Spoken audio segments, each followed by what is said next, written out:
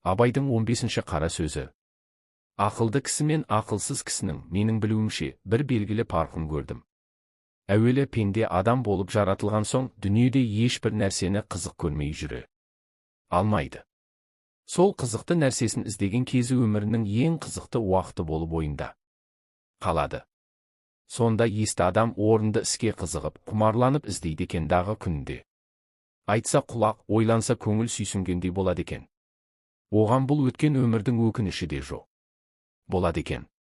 Есер кісі орнын таппай, не болса сол бір баянсыз, бағасыз нәрсеге қызығып, құмар болып, өмірінің қызықты, қымбатты шағын итқорлықпен өткізіп алады екен дағы күнде өкінгені пайда болмайды екен.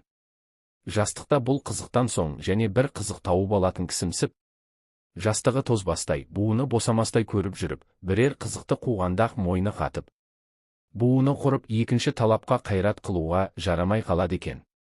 Үшінші, әрбір нәрсеге қызықпақты.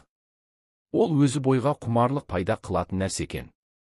Әрбір құмарлық өзіне бір дерт болады екен. Әртүрлі құмар болған нәрсеге жеткенде, яки әне-міне жетер-жетпес болып жүргенде, бір түрлі мастық пайда болады екен. Әрбір мастық бойдан оғатты көп шығарып, ақылдың көзін байлап, төңіректегі қараушылардың көзін ашып, ананы-мынаны дегізіп, бойды сынататұғын нәрсе екен. Сол уақытта есті кісілер үлкен есі шықпай, ақылды қолдан жібермей, бойын сынатпай жүріп ізденеді екен. Есер кісілер тоқымын тастап, бөркі түсіп қалып, етегі атының кірін жауып кетіп, екі көзі аспанда жынды кісіше шаба беруді біледі екен, соны көрдім.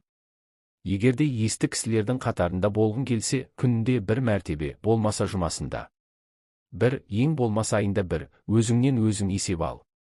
Сол алдыңғы есеп алғаннан бергі өмірді қалай өткіздің екен, не білімге, не ахиретке, не дүниеге жарамды күнде өзің өкінбестей қылықпен өткізіпсің. Жоқ, болмаса, не қылып өткізгеніңді өзіңде білмей қалыпсың.